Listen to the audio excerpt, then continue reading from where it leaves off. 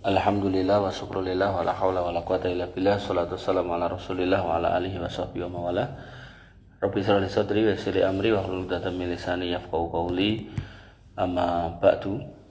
Ikhwani fillah azani Allah wa iyyakum. Alhamdulillah kita bisa ketemu lagi di majelis kita ini setiap Selasa malam. Jadwal saya yang keempat, lali ya. Diingatkan Mas Rano, langsung saya minta tema, terus dikasih, ya langsung saya susun gitu.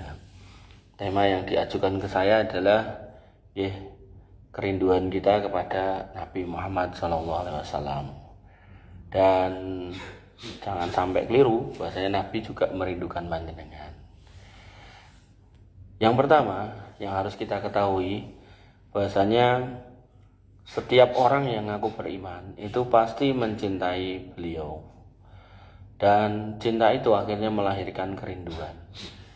Nek seneng ya mesti ya kangen. Nah, nek ra kangen ya berarti wis ra seneng ya. Makanya itu juga bisa menjadi alat ukur kita ketika kita benar mencintai keluarga kita itu yang ada, entah ibu, entah anak, entah istri gitu kan. Maka jangan sampai rasa rindu itu hilang. Kalau sampai hilang, ya jangan harus hati-hati. Ya. Kenapa? Ya karena fitnah di luar itu banyak yang menyebabkan itu hilang. Makanya itu harus dijaga. Kadang enek wong lanang itu WA bojone anyel. Jangan sampai gitu. Karena itu masih istri ya. Nek wis di WA bojone anyel, di WA bojone wong liya seneng, lah wis kena fitnah itu, hati-hati. Kalau belum punya bojo seneng. Nah, itu ya terfitnah gitu kan. Nah, gendang cepek bojo gitu. Berarti kan OTW mau pacaran gitu kan. Nah, enggak boleh itu dia. Nah, gendang diseriusi. Nah, yang menarik ternyata sebelum kita ada, Nabi sudah pernah ada dan sudah wafat. Beliau merindukan kita. Nah, dan banyak dalil yang menjelaskan itu, salah satunya Quran surat At-Taubah ayat 128. Laqad ja'akum rasulun min anfusikum azizun 'alaikum ma anittum harisun 'alaikum bil mu'minina raufur rahim. Sungguh telah datang kepadamu seorang rasul dari kaummu sendiri. Bisa bermakna dari kalangan manusia, bisa bermakna dari orang Arab pada zaman itu, karena orang Yahudi itu pengen rasul terakhir itu dari Yahudi. Ternyata yang muncul bukan Yahudi tapi dari nabi orang Arab. Dan dia sangat menginginkan keselamatan keimanan bagimu, sangat. Makanya jenengan kalau melihat orang kafir itu jangan melihat dengan kacamata benci. Nek benci pikirannya becorone pengen menganiaya, itu salah. Jenengan harus melihat dengan kacamata mesake. Makanya mungkin nggak tahu di sini apa di mana saya pernah ngomong. Saya kalau lihat kiai mau ke gereja atau pulang dari gereja membawa Alkitab, itu ndak ada kebencian saya. Mesake gitu. Saya sampai mikir piye carane lemek ngandani gitu. Tapi ya maju mundur kuatir kleru gitu loh. Niat kita baik gitu, ditanggapi elek lapor ke polisi ya. Lah engko malah ketemu Mas Rano ning kono. Makanya itu terhenti niat itu. Tapi demi Allah kita tuh pengen ngasih tahu, ngajak yang baik gitu. Pengen tak dudohke gitu loh. Saya ngantek ngarep-arep mbok ya dhek sing nyedaki gitu. Mas jelasno agama sing bener sing kuwi apa sing iki ngono, kekaruane mah tak jak ngopi gitu kan, ngobrol sak puase jenengan gitu kan. Ya, maka niku nek sama orang kafir, maka kepada orang Islam harus seperti itu. Jenengan kalau lihat orang Islam pra salat itu jangan benci dulu yang dimunculkan. Mesake gitu. Saya kalau ke arah Mas Agung itu subuh niku barengi ngapunten ya biaya-biaya yang pulang ngamen, pulang dugem. Bahkan urung mulai cek dodolan ning RRI sana gitu kan. Terus ada juga sing lagi nyari sampah gitu. Mesake saya itu mau arep ngandani iki bingung gitu. Piye gitu kan. Lah urung dikandani malah disingsoti aku. Wis nganyel gitu kan. Wis tuwek-tuwek kae gitu kan. Nah, makanya qanifidina azani Allah yakum. Jangan pakai kacamata benci. Benci pengennya kok pengen nempeleng, pengen ngajar, pengen ngantem, jangan. Pakai kacamata kasihan. Dan ini yang dicontohkan Nabi. Bahwasanya Nabi itu harisun alaikum, sangat menginginkan kepada kalian. Berarti pada waktu itu kan orang-orangnya belum banyak yang beriman, gitu.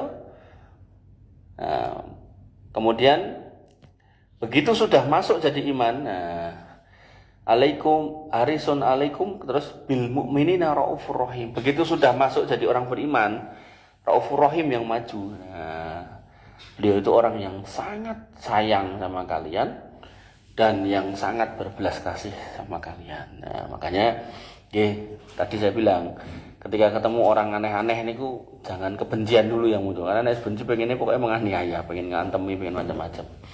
Nah, Ibnu Katsir menjelaskan ai yuhimmuhu la yuhimmuhum wa yasukku alaihi ma yasukku alaihim. Yakni apa yang memberatkan umat, memberatkan pula buat diri beliau. Artinya kalau kemudian kita ini naudzubillah tidak dapat hidayah, beliau ini susah itu. Sebagaimana seorang bapak dinteni keluargane nggawa duit atau nggawa beras atau nggawa panganan, kok ora nyekel panganan arep mulih iki bingung ya. Maka saya yakin Nabi itu lebih daripada sekedar itu gitu. Lebih daripada sekedar bapak yang pengen bawa makanan itu, karena hidayah itu lebih dahsyat daripada cuman makanan. Kita nggak makan maling-maling mati, nah kita nggak dapat hidayah, mlebu neraka.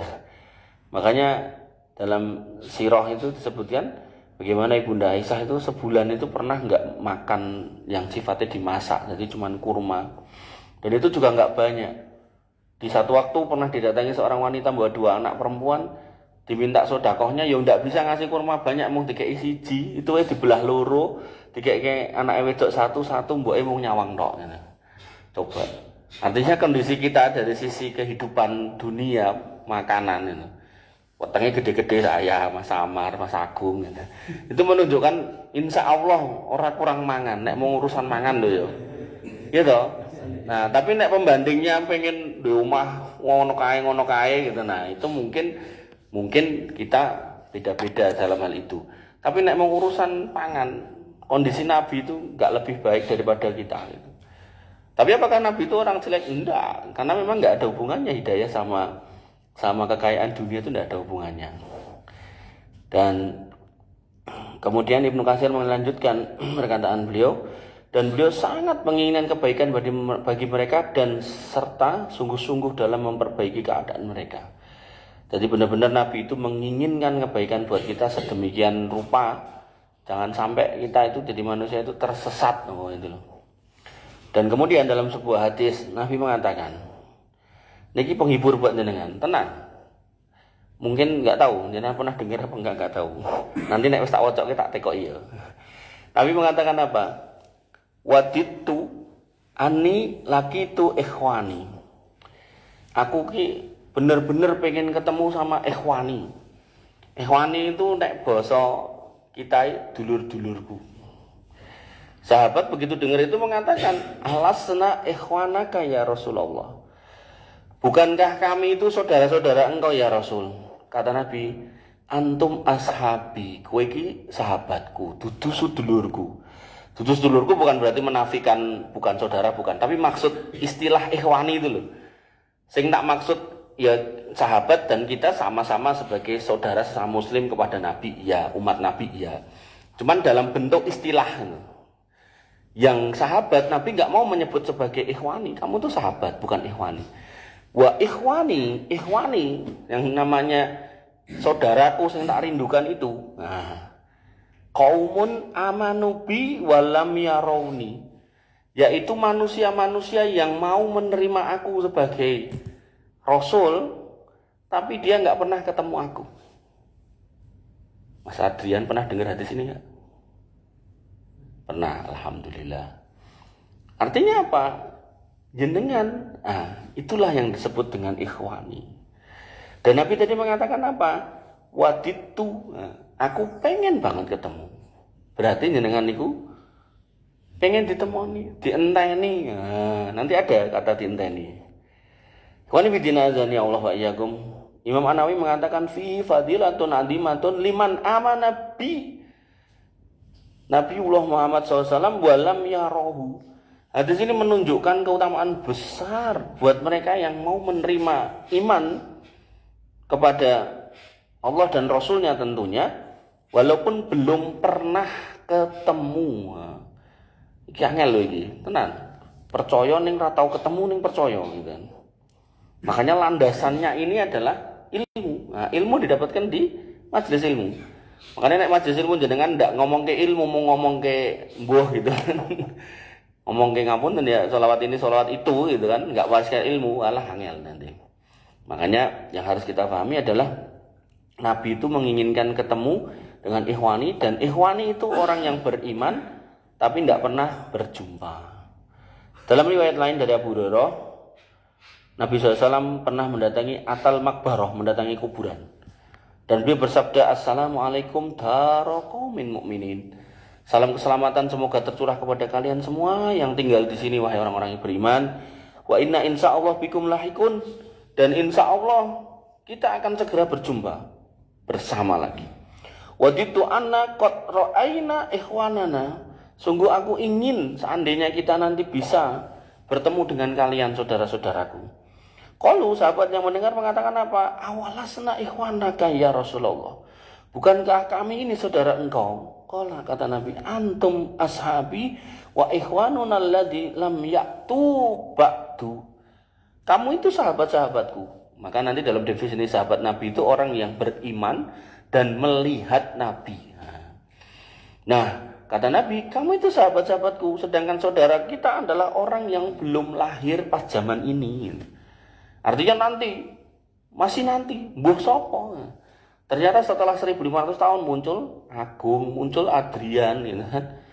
Maka apapun kita di masa lalu tidak usah dipikirkan. Yang penting jangan pikiran sekarang dan yang akan datang. Bahwasanya jangan harus bersumpah setia untuk selalu menjadi ikhwani tadi, sahabat, saudara-saudaraku. Saudara siapa? Nabi Muhammad SAW. Qalu, sahabat penasaran. Nah, jenengan yo ora tau kepanggih orang-orang itu. Ini jenengnya Agung, ini jenengnya Adrian. Mereka yang tidak pernah ketemu jenengan lo. Kaifa ta'rifu man lam ya'ti ba'du min ummatika ya Rasulullah. Gimana caranya jenengan nanti mengenali saudara-saudara jenengan itu yang belum pernah jenengan temui? Qala, kata Nabi, ara'aita law anna rajulan lahu farasun ghurrun muhajjalatun baina dhahrai khailin buhmin. Gimana menurutmu kalau ada seorang laki-laki yang punya kuda? Di sini dikatakan muhajjalatun, putih gitu kan. Kemudian baina dhahrai khailin buhmin, di mana wajahnya itu putih, kemudian kakinya bercahaya, kemudian berada di tengah-tengah kumpulan kuda yang hitam, ala ya'rifu farasahu. Kamu bisa enggak mengidentifikasinya itu kudamu? Paribasane ada kuda hitam semua. Terus jenengan punya kuda yang kecampur di kuda-kuda hitam itu, tapi kuda jenengan itu raine iku putih, sikil-sikile putih kabeh. Mosok kowe kangelan nemokke kudamu itu, kata Nabi. Kalau kata para sahabat, bala, bisa ya Rasul. Kalau kata Nabi, fa innahum ya'tuna ghurran muhajjalina minal wudu. Nanti itu saudara-saudaraku itu akan nongol datang dengan wajah-wajah yang bercahaya, pinongkone ling sregep wudu. Nek sregep wudu ki berarti wong napa? Wong salat itu. Makanya sehingga yang disebut ikhwani itu selain mengimani Nabi, menerima persaksian Nabi Muhammad SAW itu sebagai Rasul, dan Rasul terakhir, nggak ada Rasul setelahnya, juga kudu sholat. Berarti nek ra sholat ya wegah ngekoni Nabi kan. Ngoten nggih. Makanya ketika ada seorang bapak itu marah sama anaknya, kowe nek ra sholat rasah mulih, itu jangan dianggap bapak itu kejem, bukan. Justru bapak itu sebenarnya sayang. Mungkin pada waktu bapak itu ngonek kayak gitu, nah, kita rong duwe ilmu deh sehingga pakku galak ra ukur. Padahal ketika kita ingat itu dan hari ini beliau sudah wafat, mungkin kita pengen kembali ke zaman itu dan kemudian kita akan nyalimi beliau dan mengatakan matur nuwun sudah ngeleki saya untuk sholat gitu loh. Gitu. Dan belum ada kata terlambat. Artinya bakti seorang anak ketika orang tuanya sudah wafat itu tetap harus didoakan. Makanya syukur kita terbesar atas hidayah itu ya karena Allah Yang kedua kepada orang tua. Bahkan orang tua kita yang mengislamkan kita sejak lahir, walaupun mereka mungkin ya ora kepikiran terus tak omong ke, pokoknya pikirannya mung anakku lahir kudu Islam, dijenengke Muhammad Fulan gitu kan. Barangkali jenenge Muhammad Agung, kira Agung sapa jenenge Mas? Agung Nugroho. Berarti kan gede terus jadi anugerah, anugerah sing gede. Wes saiki gede tenan kok bende. Ya berarti kan tenang. Nah, maka biar benar-benar jadi anugerah itu ya jadilah ikhwannya Rasul itu loh. Makanya ikhwani fiddin azani Allah wa iyyakum. Dan Nabi mengatakan tadi sudah saya sampaikan di depan, wa ana faradtuhum alal haud. Wong-wong kuwi iso tak kenali terus mereka tak enteni ning telaga sok mben. Oh. Jadi kita nanti tuh dikubur, nah toh. Ada yang nggak mau dikubur. Nes mati kena dikubur toh, masa dikelek. Nah, nanti bangkit gitu. Bangkit terus ngantri di padang mahsyar, hisab mizan. Terus begitu udah selesai, jalan terus. Nah, di situ setiap nabi itu dikasih telaga. Lah jenengan disuruh mencari telaganya Nabi. Nabi juga mencari jenengan. Nah, Nabi mengidentifikasi kita itu koyok kuda belang, ada putihnya di antara kuda-kuda hitam. Mudah dikumpulkan. Nabi sudah nunggu duluan di sana, mendahului kita. Makanya Nabi itu orang yang kuburannya terbelah pertama kali, dibangkitkan pertama kali, dan nunggu di haud pertama kali, dan nunggu di ujung sirat juga pertama kali. Dan yang ngetok pintu surga pertama kali beliau. Makanya, jenengan harus berbangga menjadi umat Nabi Muhammad SAW. Dan ini, napa nggih? Nek saya secara pribadi dalam kondisi paribasannya lemah iman itu, kalau lah apalah itu, saya selalu mengatakan ini, wa ana faradtukum alal haud. Tenang, dunya ora suwe, kowe tak enteni ning telaga kono. Gitu. Dan itu jadikanlah hiburan buat jenengan. Artinya masalah Waalaikumsalam warahmatullah. Masalah jenengan sepelik apapun, seruat apapun, ini loh, ingat-ingatan. Wa ana faradtukum alal haud. Kamu tak enteni ning telagaku. Kemudian beliau melanjutkan, ala layuda danna rijalun an haudi kama yudadu al-ba'iru ad-dal. Ketahuilah sungguh akan ada sejumlah orang yang terusir dari telagaku sebagaimana unta yang tersesat di halau. Bareng wis dilumpukke, lah kok malah dikongkon lunga. Sing ngongkon malaikat, kono ngalih. Padahal enggak salah orang itu bener. Di antara kuda hitam sing belang itu wis bener dikelumpukke kabeh, kok ya ada sebagian yang diusir. Dan Nabi karena saking cintane sama jenengan, saking rindune, fa'ana dihim tak cegah. Ojo mbok kon lunga. Rene. Ngumpul, sebagian diusir. Ono ngalih. Nah, Nabi gondeli. Ojo, jangan. Nah, maka yang terjadi apa? Fayuqalu. Kemudian dikatakan innahum qad badalu ba'daka. Iki wong-wong iki umatmu bener. Tapi kon manut dadi umatmu wegah. Ngaku nih umat Islam, ning nyembah kuburan. Ngaku nih umat Islam berbuat kesyirikan. Ngaku nih umat Islam, ya toh, mau limo doyan gitu. Kayak gitu. Fa aqulu suhkon. Habis itu saya mengatakan, ya wis kono, lunga. Tak lilakke kowe lunga. Nah, gitu loh. Makanya nggih yang harus jenengan pahami, kerinduan Nabi kepada jenengan semua termasuk kita, saya, itu adalah sebagai bentuk rahmat Allah yang sangat besar kepada kita.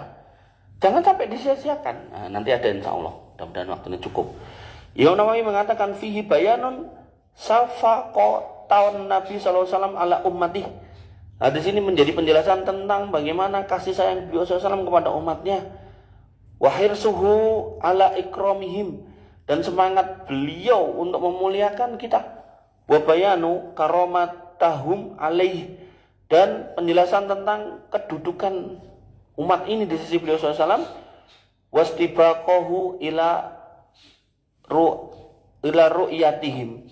Dan kerinduan beliau untuk melihat umat ini. Nah, makanya ketika jenengan sudah dirindukan, ya, atau pastikan jenengan datang gitu loh. Datang boten terusir, ibaratnya itu. jenengan punya orang yang dihormati, misal sinten Pak Lurah misalnya. Terus jenengan ngerti, wah lurahe dilongkas mantu. Muga-muga aku diundang. Misal ning kampung situ punya kebanggaan nek diundang lurah seneng gitu kan.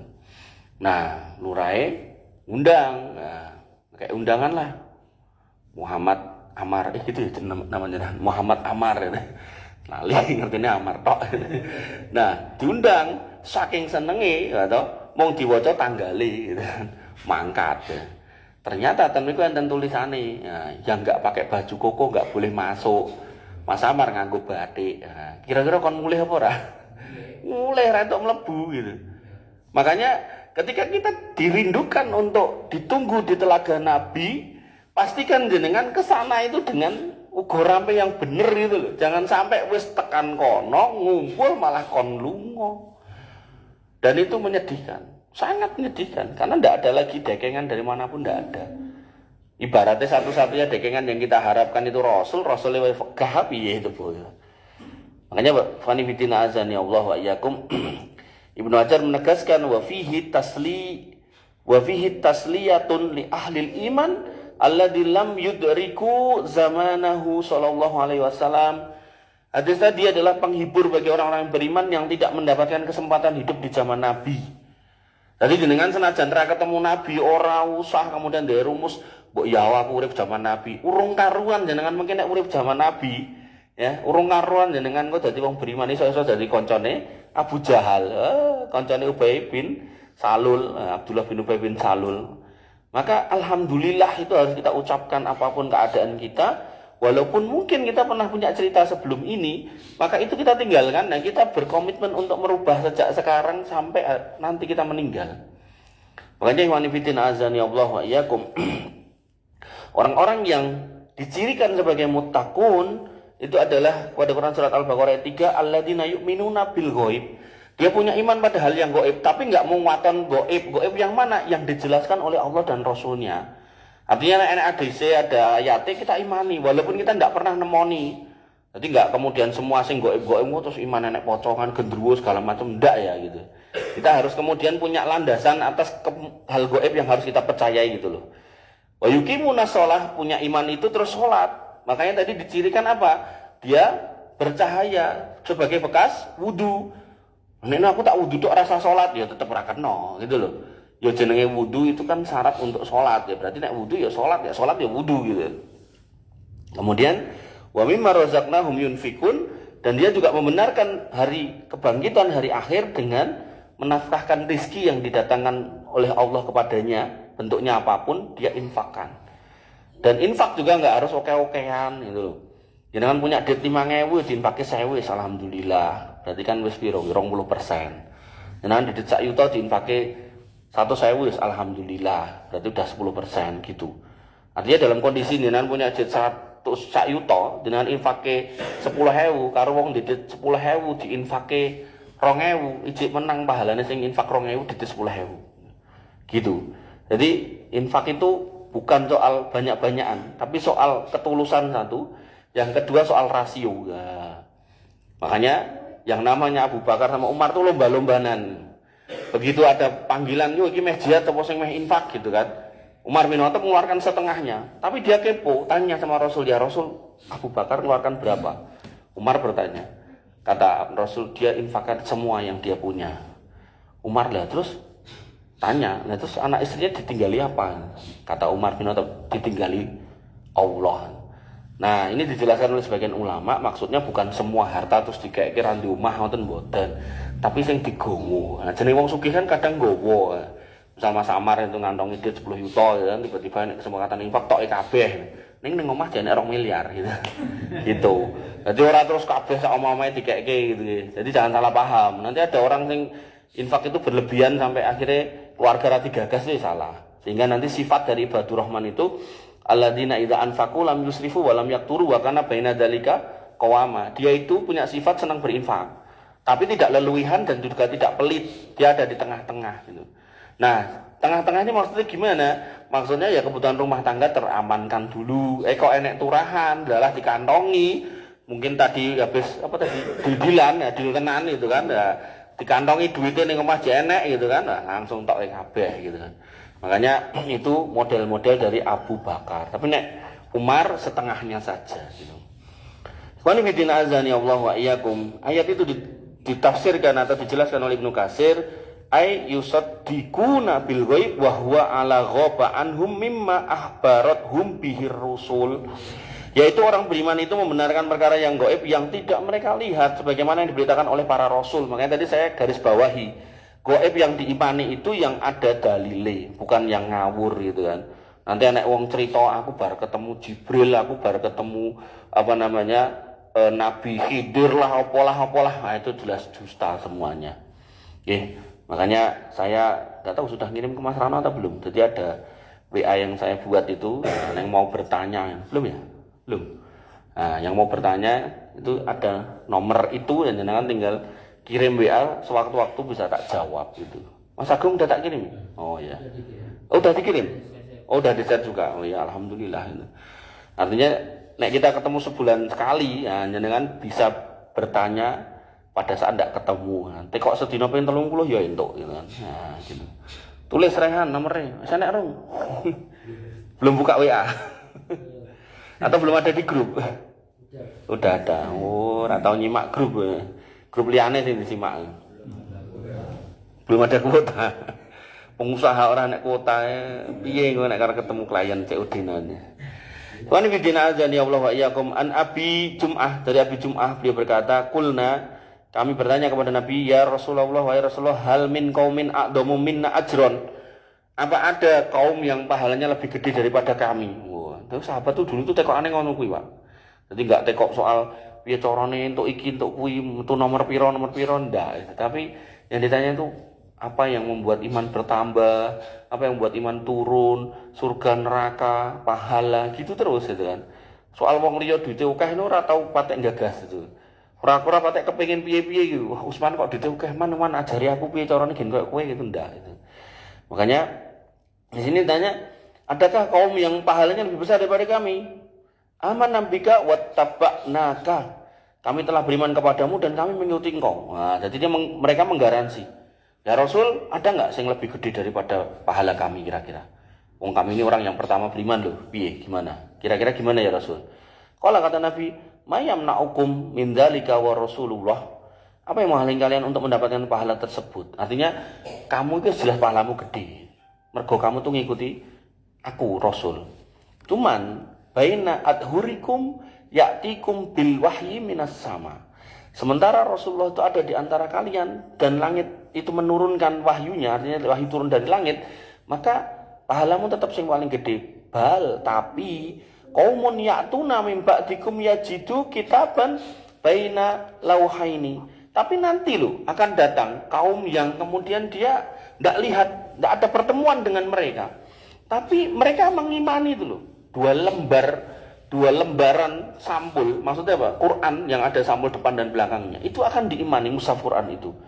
Padahal dia tidak pernah lihat orang yang membawa Quran itu. Fayu'minuna bima fihi wa ya'maluna bima fihi. Dia beriman isinya dan mengamalkan isinya. Faulaika a'damu minkum ajron. Iku orang pahalane luwih akeh timbang kowe. Jadi jenengan nek diceritakan tentang kebesaran nama para sahabat, iya itu mereka orang-orang baik, orang-orang mulia. Ya.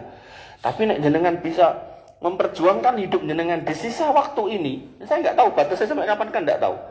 Nabi memang mengatakan antara 60 sampai 70, tapi kan nggak tahu. Barangkali saya misal 42 mati kan nggak tahu gitu kan. Makanya di sini katakan kalau mereka itu mau mengimani apa yang tertulis pada Al-Quran dan mengamalkan isinya, maka kata Nabi pahalanya, jazaknya lebih gede daripada kalian. Kenapa? Kamu ketemu aku gitu. Nah mereka enggak gitu. Wan bidina azani Allah wa iyyakum ini diriwayatkan oleh Imam At-Tabarani dalam Mu'jam Al-Kabir dan disahihkan oleh Syekh Albani. Nah, kemudian Ibnu Rajab Al-Hambali mengatakan al-imanu bil ghaib a'dhamu imanan minal imani bil musyahadah. Hadis ini mengindikasikan bahwasanya iman pada kondisi enggak lihat atau ghaib itu lebih besar nilainya dibandingkan iman pada saat delok gitu. Oleh karena itu maka iman orang yang datang setelah sahabat lebih agung dari sisi ini. Tapi kata Ibnu Qayyim, ahlul iman bir rasul fi zamanil ghaib a'damu darajatan mimman amana bihi wa fi zamani khuduri li anna imanahum ghaibun. Tapi hal ini maaf, oleh Imam Asyuti tegaskan keutamaan sahabat tetap tidak bisa dipungkiri. Artinya walaupun kita itu punya keutamaan, nggak ketemu Nabi dan kita mengimani, tapi keutamaan sahabat tetap nggak bisa dipungkiri kalau mereka itu tetap generasi terbaik, gitu nih. Jadi jangan sampai kita gembede, sahabat ini lebih cilik dibanding aku, enggak. Tetap sahabat lebih mulia. Cuman ketika jenengan berusaha seperti sahabat, begitu dengar sami'na wa ata'na, dengar sami'na wa ata'na, dengar sami'na wa ata'na, insya Allah ganjaran jenengan besar, gitu kan. Apalagi fitnah sekarang kan luar biasa. Jenengan keluar rumah wis saeneng-enenge fitnah eneng sapa wae. Pemene nek metune ning kono kae, dalan sing kebak babi kae. Kiwa tengene babi besar gede banget. Wis luar biasa. Nah, cinta kepada Rasulullah SAW sebagai syarat keimanan.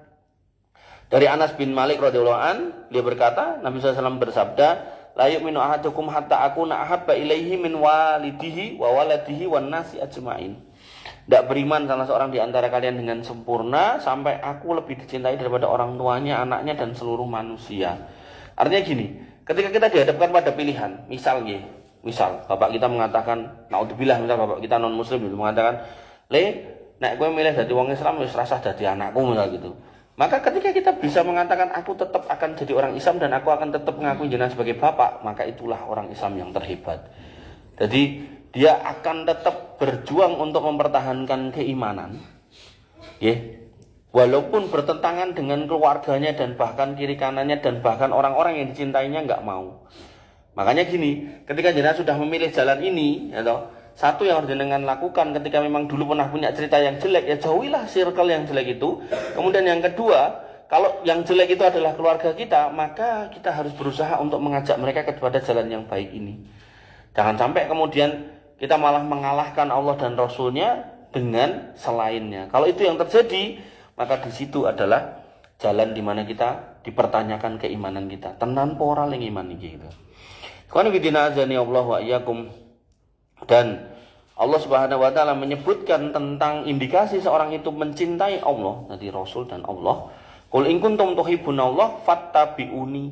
Kalau kamu kemudian ngaku cinta Allah, maka ikuti aku. Nanti akan menghasilkan apa? Yuhibbukumullah. Kamu akan diampuni, dicintai Allah. Wa yaghfir lakum dzunubakum, dan diampuni dosa-dosamu. Wallahu ghafurur rahim, dan Allah Maha Pengampun lagi Maha Penyayang. Nah, sehingga bentuk kecintaan kita kepada Rasul harus sinkron dengan kecintaan pada Allah. Cinta kita pada Allah harus sinkron dengan cinta kita pada Rasul. Yaitu apa? Mutaba'ah. Ibnu Katsir mengatakan ayat ini bukti kejujuran cinta kepada Allah, yaitu mengikuti Rasul dalam hal semua yang beliau ucapkan, semua yang beliau lakukan, dan semua yang beliau yakini. Barang siapa yang menyalahi ajaran beliau, maka cintanya dipertanyakan alias dusta. Sehingga ikhwani fiddin azani Allah wa iyyakum, sebagai salah satu bentuk ucapan yang bisa kita nyatakan ketika kita mencintai Rasul adalah bersolawat. Allah Subhanahu wa taala berfirman, innallaha wa malaikatahu yusholluna 'alan nabi. Sesungguhnya Allah dan para malaikat bersolawat untuk Nabi. Ya ayyuhalladzina amanu shollu alaihi wa sallimu taslima. Ya orang-orang yang beriman, bersolawatlah kalian untuknya dan ucapkanlah salam penghormatan kepadanya. Dan solawat ini bukan berarti kemudian kayak yang sering kita lihat, ini tambah tan itu solawatan itu enggak. Solawat itu loh, Allahumma sholli ala Muhammad, Allahumma sholli ala Sayyidina Muhammad. Atau kalau kayak kita tasawuf dulu, Allahumma sholli ala Muhammad wa ala ali Muhammad kama sholaita ala Ibrahim wa ala ali Ibrahim fil alamin innaka Hamidum Majid, dan seterusnya.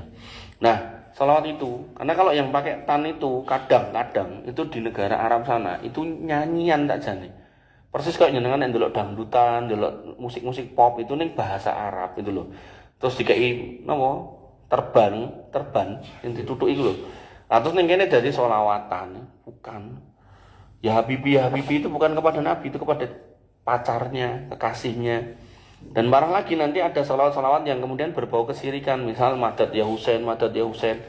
Itu dia minta tolong kepada Husain. Nah, maka yang kayak gitu-gitu nyenengan harus waspada, hati-hati. Jadi yang bener nggih selawat niku Allahumma sholli ala Muhammad. Makanya nanti kalau jenengan mau sholawatan, ya ora usah golek tutukan niku wau, tinggal jenengan duduk di mana terserah, ning masjid boleh, ning mushola boleh, atau misal Mas Amar karo nimbangi kae gitu kan, Allahumma sholli ala, atau mungkin Mas Yuli saiki dodolan apa to? Sik dodolan dodolan apa saiki men? Ngedol. Jual jasa apa? Jasa pukul apa? Cekok yo. Servis sangkar karo nyulami sangkar ngono ki. Oh, melitur ngecat. Kandang rusak toh, berarti termasuk nyulami barang toh? Lah iya, karo nyulami barang toh. Ah iya. Nah, karo nyulami ku kan sholawat Allahumma sholli ala Muhammad, Allahumma sholli ala gitu. Jadi itu sholawatan yang benar gitu. Bukan kemudian sing nganggo tutukan-tutukan kae, meneh dadak ngundang bayar 200 juta kayak ngopo. Artinya ketika gini loh, ketika ayat ini tadi disebutkan atau dibacakan, ya ayyuhalladzina amanu shollu alaihi wasallimu taslima, orang-orang yang beriman bersolawatlah kepadanya, kepada Nabi Muhammad SAW, dan ucapkanlah salam penghormatan. Nek harus sing kaya ngono, apa jenengan sanggup pun bayar 200 juta? Ini enggak ngremehke ndak, mungkin Mas Amar sanggup, cuman apa ya ngono gitu loh Islam. Apa terus Islam itu hanya bisa diakses oleh orang yang punya duit kan enggak gitu kan. Nah, makanya ihwani fillah azani Allah wa iyyakum. Nah, bahkan Nabi pun mengatakan, "Ma min ahadin yusallimu alayya illa raddallahu alayya ruhi hatta arraddu alaihi salam." Nah, disebutkan bahwasanya tidaklah seorang memberi salam kepadaku kecuali Allah akan mengembalikan ruhku hingga aku membalas salam kepadanya. Jadi dibalas salamnya dengan dimanapun berada. Dan dalam kalimat yang lain Nabi mengatakan, innallaha malaikatu sayyahina fil ard yuballighuni min ummatis salam. Sungguhnya Allah memiliki malaikat yang berkeliling di bumi, mereka menyampaikan kepadaku salam dari umatku. Disampaikan salam jenengan dimanapun jenengan berada. Nanti ada, enggak saya cantumkan Bu ya.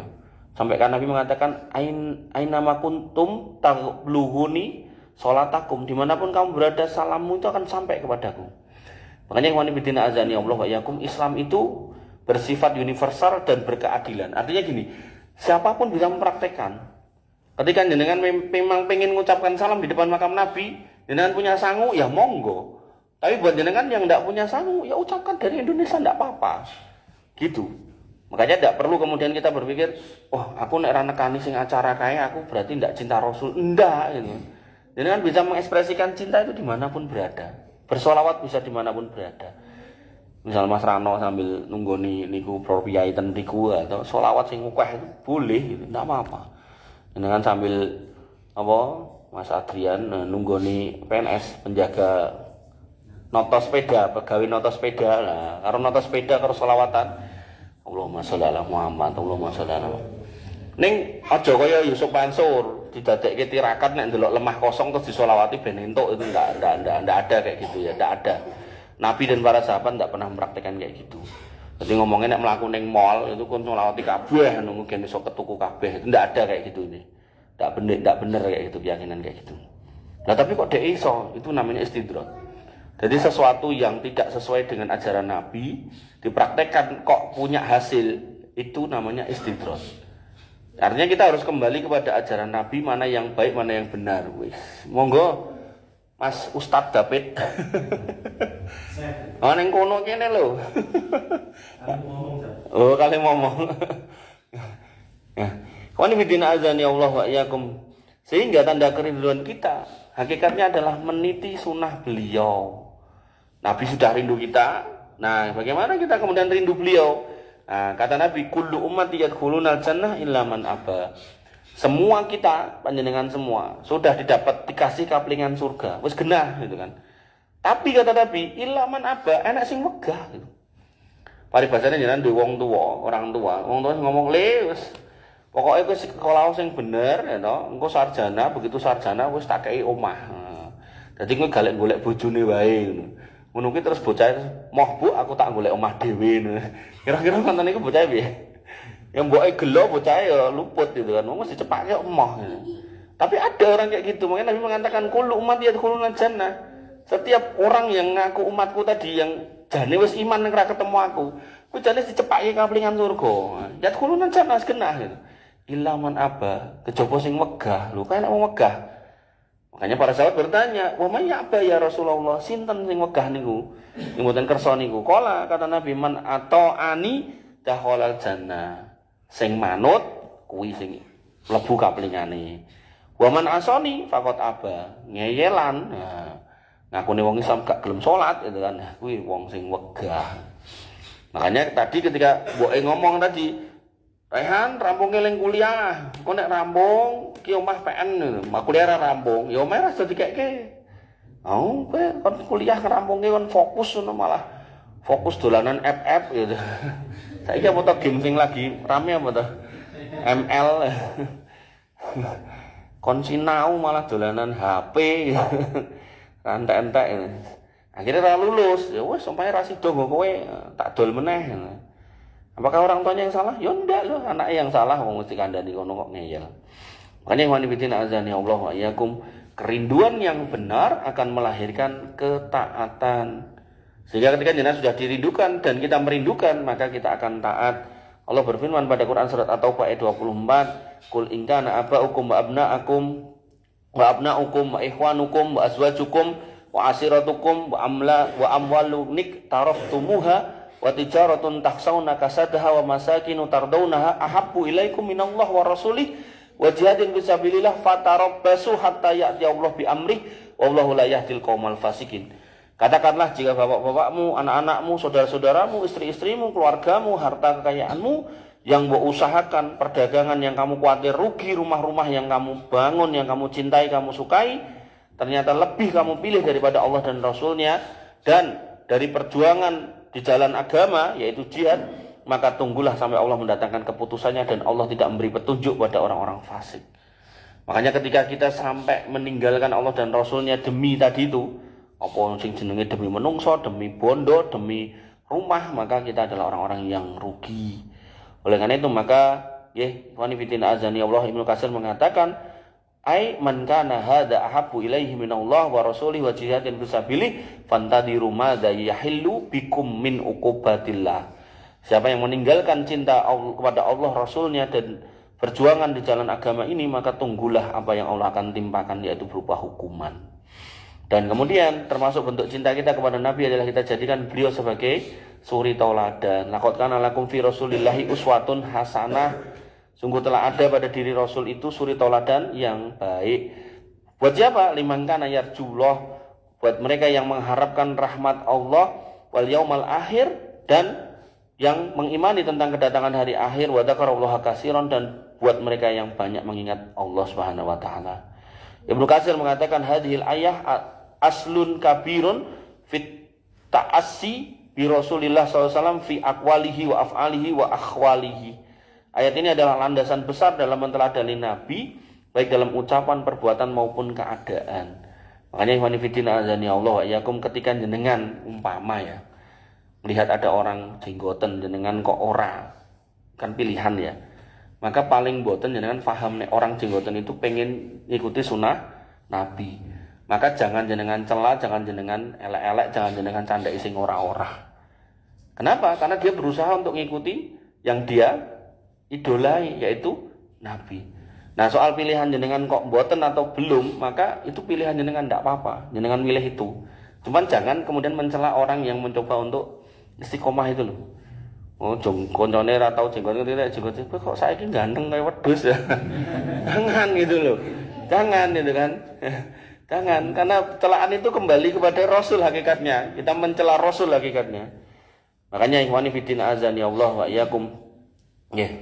Ada sebuah hadis panjang di mana disebutkan bahwasanya ya Rasulullah inni uhibbuka hubban sadidan wa inni la azkuruka fi baiti fa atadzakkaruka fala asbiru hatta atiya fanduru ilaika. Ya Rasul, aku tuh sangat mencintai engkau dengan cinta yang teramat sangat.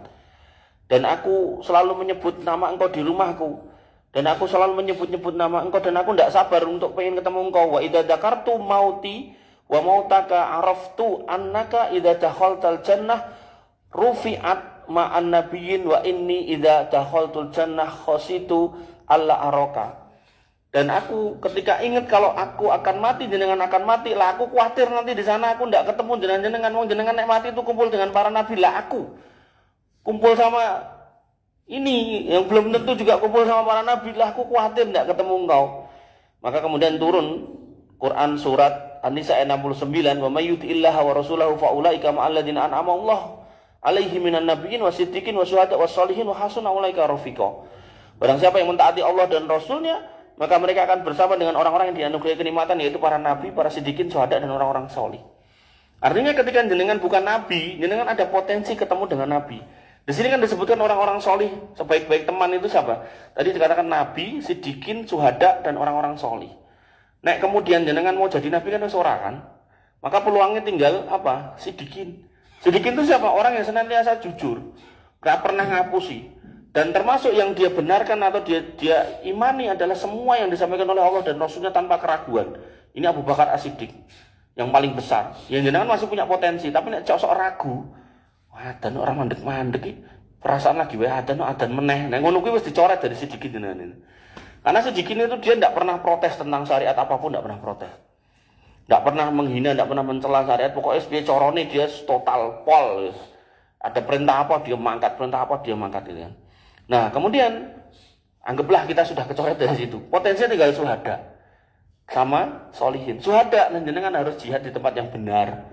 Nek mau nganggo ransel bledos ning ngarep McD itu insyaallah bukan mati syahid. Jenengan harus yang benar. Umpama sekarang ya ning Palestina kono gitu kan, atau di tempat-tempat yang memang di situ berlaku jihad yang benar. Atau dengan jihad-jihad yang tidak masuk dalam kategori mati syahid dunia akhirat. Jadi di dunia masih dihukumi orang mati biasa, masih dimandikan, dikafani, tapi di mata Allah insya Allah itu mati syahid. Kayak orang sakit di perut, sakit di kepala, kemudian ketimpa bangunan, kemudian orang yang tenggelam kebakar. Tapi itu murni alamiah terjadi loh ya. Jangan kemudian wah ben aku mati syahid kecemplung banyu gitu kan. Terus akhirnya sopo ning pinggir pantai sing nek jurangnya dhuwur gitu kan, kan kepleset gitu kan, sing lagi viral gitu. Nah itu tidak boleh gitu. Jadi benar-benar mati yang normal. Tiba-tiba jenengan baru ngaji kok banjir, ya, jenengan kelelep, nah itu insya Allah mati syahid itu. Nah, maka ini juga peluangnya kecil tuh, ya, walaupun ada. Nah, yang paling gampang itu jadi orang soleh tadi, yang keempat. Makanya tadi dikatakan ya Rasul, saya tuh ngentos jenengan nanti meninggal, saya meninggal. Saya kok khawatir nanti nggak bisa ketemu jenengan. Nah, turun ayat ini. Yang intinya ayat ini mengabarkan apa? Orang saya khawatir. Dan jenengan memang bisa memastikan diri jenengan itu menjadi orang-orang yang soleh, insya Allah ketemu dengan Nabi. Dan faktanya Nabi ini menunggu jenengan yang disebut sebagai saudara-saudaraku. Bahkan pahala jenengan dalam hal beribadah, umpama jenengan berusaha mencocoki sifat atau sikap para sahabat, insya Allah pahala jenengan lebih besar daripada yang didapatkan oleh para sahabat. Sehingga kesimpulannya ketika jenengan benar rindu kepada Nabi SAW, Rasul yang dirindu, nah itu kan judul yang diajukan ke saya oleh Mas Rano. Yang pertama, perbanyak sholawat. Tadi ayatnya Al-Ahzab 56, innallaha malaikatahu yusholluna ala nabi ya ayyuhalladzina amanu shollu alaihi wasallimu taslima. Kemudian yang kedua, jagalah sunah-sunah Nabi. Artinya kalau memang memungkinkan dengan mempraktekkan monggo. Nah, Nabi mengatakan alaikum bisunnati wa sunnatil khulafa'ir rasyidin al-mahdiyyin tamassaku biha wa addu 'alaiha bin nawajid. Ya, ikutlah sunnahku ya, dan sunnah khulafa'ir rasyidin, peganglah dengan erat dan gigitlah dengan gigi geraham. Nah, yang ketiga, jauhilah perkara-perkara yang tidak pernah diajarkan Nabi. Nabi yang bersabda, in yakum wa muhdatsatil umur fa inna kulla muhdatsatin bidah wa kulla bid'atin dhalalah. Jauhilah semua modifikasi dalam agama. Kenapa? Karena semua bentuk modifikasi dalam agama itu disebut dengan bid'ah, perkara yang enggak pernah ada. Wa kullu bid'atin dhalalah, dan setiap perkara yang modifikatif itu sesat gitu. Makanya ketika jenengan mau beribadah yang sifatnya mahdoh, ada aturannya, jenengan harus bertanya, iki dan landasannya dari mana? Saya pernah jelaskan, ibadah itu dua, mahdoh dan ghairu mahdoh. Nek mahdoh itu ditanya perintahnya, nek ghairu mahdoh ditanya larangannya. Gitu. Nah, nek mahdoh niku contohnya sholat, puasa, zakat, haji, umroh dan seterusnya, termasuk wirid, dzikir dan seterusnya, itu harus ada contohnya, harus ada dalilnya. Tapi kalau konteksnya itu dagang, makanan, pakaian, nah maka itu yang ditanya larangannya. Wa nabiyina azani Allah wa iyyakum, dan semua itu dihubungkan, dikorelasikan lagi dengan Quran surat Al-An'am ayat 155, wa hadza kitabun anzalnahu mubarakun fattabi'uhu wattaqu la'allakum turhamun. Dan inilah kitab Al-Qur'an yang kami turunkan penuh dengan berkah, maka ikutilah ia dan bertakwalah agar kamu itu diberikan rahmat. Ibnu Katsir mengatakan bahwa mengikuti Al-Quran adalah jalan meraih rahmat Allah dan menjadi sarana agar jenengan bisa nyambung kepada Nabi SAW karena beliau yang menyampaikan wahyu. Makanya sebenarnya kebersambungan wahyu itu turun dari langit ke-7 sampai ke langit dunia pada waktu bulan Ramadan di saat Lailatul Qadar gitu. Lailatul Qadar itu 10 malam terakhir. Makanya nek nuzul Quran itu tanggal 17 itu jane rada kurang tepat gitu loh. Karena itu turunnya di malam Lailatul Qadar 10 malam yang terakhir. Nah, terus dari situ langit dunia turun ke bumi ke Nabi SAW itu bertahap selama 23 tahun. Nah, dari Nabi dilanjutkan diestafetkan kepada sahabat, diestafetkan kepada tabiin, tabiut tabiin, singkat cerita pada ulama, singkat cerita kepada khotib-khotib Jumat. Makanya jenengan nek Jumatan aja turu. Nek wis mangkat Jumatan niate aku pengen turu mergo ning masjid pas Jumatan kuwi papan panggonan sing paling enak nggo turu niku jenengan pun kleru. Nah, mulai nek turune nganti ngorok-ngorok berarti niku wudune pun batal, kudu ngadeg wudu meneh, lagi mlebu meneh. Nah, ketika jenengan mendengarkan apa yang disampaikan khotib-khotib itu, jenengan rekam dengan baik, jenengan bawa pulang sampaikan ke anak istri. Nah, dinamika proses distribusi wahyu yang seperti itu yang nanti akan melahirkan sakinah mawaddah warahmah yang secara hakiki. Makanya kenapa ngapunten banyak hal-hal yang gak tepat terjadi di rumah tangga, banyak berantem dan seterusnya karena mungkin ada missing link di diri kita. Wong sing wajib Jumatan kan awake dhewe wong lanang-lanang. Kadang itu pas Jumatan turu, nek ra ya pelek ning tadi sampaikan ning garwane. Lan bojoku tak ceramai malah ngelokke pokoke saiki dadi ustaz to Mas itu kan. Nah, carane niku kok mboten langsung dikandhaki ngene-ngene lho mau kotipe mboten, dijak ning mall sik. Kon milih sing ngono ku kon bayari ya to. Ah, engko karo mulih dikandani. Mau kotipe ngomong ngene iki lho. Ngono lak dirungokke. Tapi nek ujug-ujug jenengan ngene-ngene walah malah pret ngono tok omongan. Wah, kok sampean lho, aku lek langsung ngramai bojoku ya megah kok. Tenan kok. Tenan. Makanya ikhwan fillah azani Allah wa iyyakum, nggih. Singkat cerita kesimpulannya, pokoknya kasih tak lengkap ini. Kesimpulannya adalah Rasul sudah merindukan kita meski belum pernah ketemu. Tugas kita membalas rindunya dengan iman, cinta, sholawat dan ittiba. Semoga kerinduan itu menjadi jalan kita berkumpul bersama beliau. Nah, ini nek jenengan kontekan di rumah tangga, pastikan jenengan selalu merindukan istri jenengan. Mudah-mudahan dia pun merindukan jenengan. Nah, itu sampai klik, nah, insya Allah rumah tangga aman. Tapi nek kalau tak omongke mau di WA bojone anyel, di WA bojone wong liya seneng guyu-guyu dhewe kaya wong stres, ya wis alamat bubrah gitu kan. Nah, alamat jenengan kena fitnah, kecemplung dalam bara yang membara-bara. Makanya itu jenengan harus mengidentifikasi seperti itu. Karena nek wis nyemplung fitnah itu biasanya orang itu ndak kroso. Rasanya mau penak karo penak ngomongnya gitu kan. Padahal itu penak yang terlaknat. Nah, gitu. Oke, cukup. Masuk ke sesi tanya jawab. Silakan yang mau bertanya. Ini enggak ada kita pulang. Pokoknya ada nomor WA tadi, silakan kalau mau bertanya sewaktu-waktu nanti tak jawab. Monggo. Nggih. Terkadang kan orang berusaha itu kan dengan proses. Ya. Bahkan lalainya dia masih kembali maksiat. Oke. Lalainya dia masih kadang minum juga. Oke. Kadang nah, ini dikaitkan dengan sahabat Nuaiman. Dengan lebih paham kan? Aduh, lali Mas. Iya, rawa, lanjut. Yang dimana dia seorang pemabuk tapi lucu sekali. Iya. Saya agak lupa kan? Nanti tak carinya. Aku ya lupa ya. Terus itu terus Nuaiman meninggal, ya Rasul sangat menyayanginya. Insya Allah sahih. Tapi saya ambil benang merahnya tuh ya mungkin Nuaiman itu kembali seperti posisi ada seseorang yang mau hijrah, tiba-tiba dia lalai terus kembali maksiat lagi dan dia berusaha terus. Ya karena ekosistemnya tidak mendukung, tidak peduli, kadang kembali ke maksiat lagi. Seperti itu makanya. Nah, makanya untuk menguatkan bagaimana sih maksiat itu tidak menjadi kebiasaan. Misalkan kopi campur insto, campur autan, nyantol, itu memabukkan, sudah Allah larang jelas. Iya toh, aku malah dikrungu ya. Sing dicampur autan ini lho, kok ya malah bablas itu. Terus kalian hidup, nah itu upaya untuk fly. Waduh. Mungkin dia butuh peduli tapi nggak ada medulikan. Dia sholat juga, ini nggak sadar yang dilakukan itu masih maksiat. Terus kadang ujiannya luar biasa, ditekan dengan luar biasa, dan dia melihat sekelilingnya itu masih maksiat. Oke. Masih lingkungan maksiat, dan dia untuk berusaha keluar masih susah. Oke. Tiba-tiba lalainya minum juga. Oke. Padahal minum kan sangat resiko besar dalam kehidupan kita. Nah, makanya untuk memotivasi seseorang tersebut agar lebih istiqomah dan benar-benar kembali di jalan Allah dan agar nggak khawatir. Oke. Baik, itu saya sampaikan di Masjid Muslimin Jagran hari apa tadi? Rabu yang lalu. Itu delalah babnya bab tobat, itu hadis tentang orang yang membunuh 99 orang itu loh. Nah, jadi beliau pengen tobat. Tapi ya itu tanya. Sing ditanya bukan ahli ilmu, tapi ahli ibadah. Pak, aku wis mateni wong 99. Bisa tobat ora? Jek enek nggon tobat ora? Ora enek tuh somu gede, pateni langsung des 100. Lalu kemudian jalan lagi dia.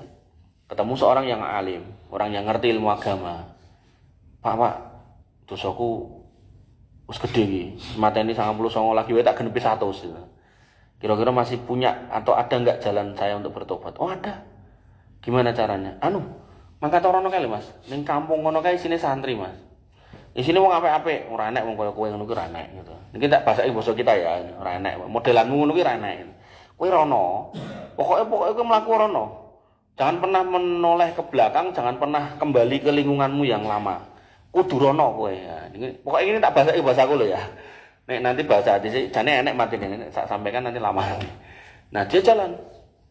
Singkat cerita, di tengah jalan mati. Terus misal jalannya segini nih. Matilah dia gitu kan. Singkat cerita di tengah, walaupun enggak tengah banget. Malaikat adab sama malaikat rahmat datang rebutan. Nah, ini hadis di Riyadhus Shalihin. Rebutan. Nah, kemudian mereka dalam posisi rebutan belum ketemu tidak temu. Nah, Allah kirim satu malaikat penengah gitu kan. Di mana malaikat penengah ini dibentukkan dalam bentuk manusia. Ayo, tengahi. Segini wae diukur wae gitu kan. Nek cedak ning tempatnya tobat, berarti gawonen malaikat rahmat. Nek jek cedak saka tempatnya asal maksiat, gawonen malaikat adab. Oke, ternyata diukur. Selisihnya cuma sejengkal. Dan sejengkal ini bukan karena memang sejengkal selisihnya, tapi Allah meminta bumi yang dari sisi sini untuk kemudian luwih mepet ke arah sana gitu loh. Sehingga jaraknya luwih adoh di sini sejengkal tok gitu. Makanya kemudian orang ini masuk surga.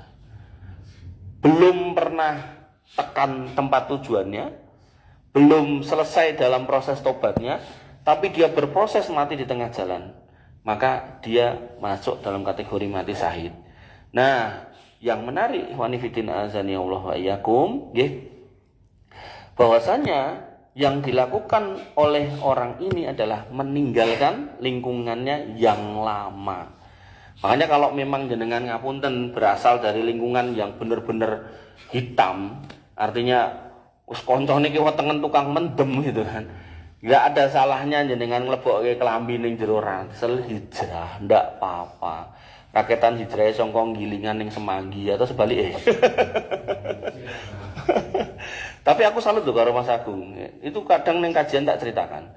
Jadi beliau cerita sama saya itu begitu keluar itu digoleki koncone sing dodolan sabu itu. Langsung mlebu goleke pedang. Kowe minggat ora? Minggat iki tak kalung ning gulung. Ya walaupun rada ekstrim ya, tapi habis itu ya dia pergi. Artinya di situ ada kondisi di mana gini loh. Kita bisa meninggalkan ketika lingkungan ini tidak bisa kita kontrol, atau kita tetap di situ nih kita yang mengontrol. Nah, kan kadang ada orang yang memang di situ tuh poe gitu lah ya sempat ngandang. Nah, begitu keluar dia tetap menjadi pok tapi diajak baik gitu.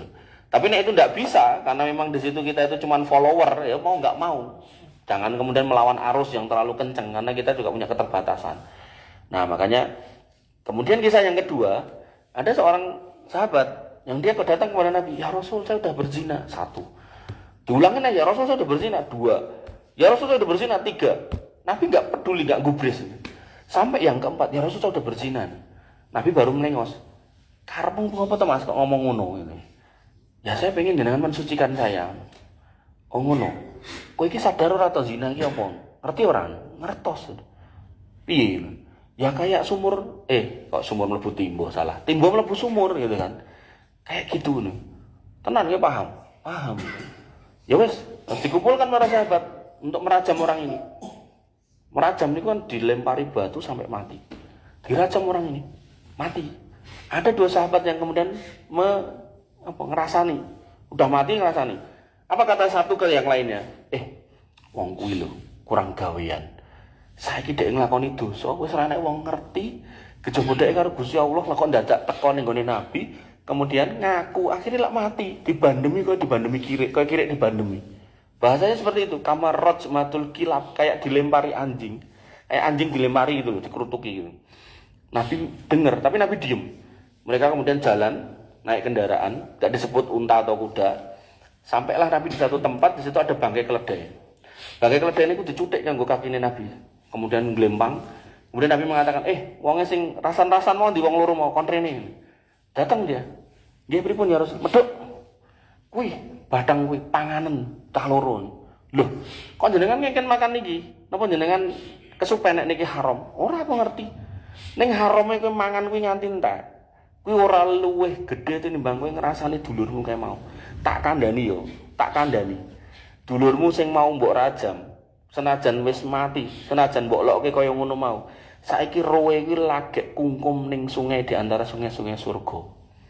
Makanya yang wanifidina azani Allah ya tobat di mata Allah itu besar nilainya, tapi susah perjuangannya. Makanya jangan menyerah dengan kesusahan itu, tapi berjuanglah untuk terus berubah. Caranya mau nggak mau harus merubah atau mencari silker yang baru. Kalau jenengan adalah coro serigala adalah alfanya di tempat itu, ya jenengan tetap di situ rubah jadi baik lingkungannya. Tapi nek jenengan cuman followernya, mau nggak mau jenengan harus hijrah dari situ. Rakyatan hijrah mau pindah kecamatan, pindah kelurahan gitu kan. Tapi benar-benar sudah ketinggal orang-orang itu lebih baik. Makanya itu nyambung sama tema-tema yang dulu, pentingnya punya circle-circle yang baik. Dan termasuk salah satu istiqomah itu majelis ilmu seperti ini. Makanya jenengan harus lazimi majelis ilmu seperti ini. Kalaupun baru ini ya alhamdulillah, syukur-syukur bisa ditambahi. Makanya saya disuruh ngisi ngene Mas Agung niku, walaupun ini sing teko itu 150 tok itu aku seneng biasa. Tak tekani gitu kan. Ora masalah itu kan. Karena sing tak delok itu bukan jumlahnya, tapi lebih kepada piye carane.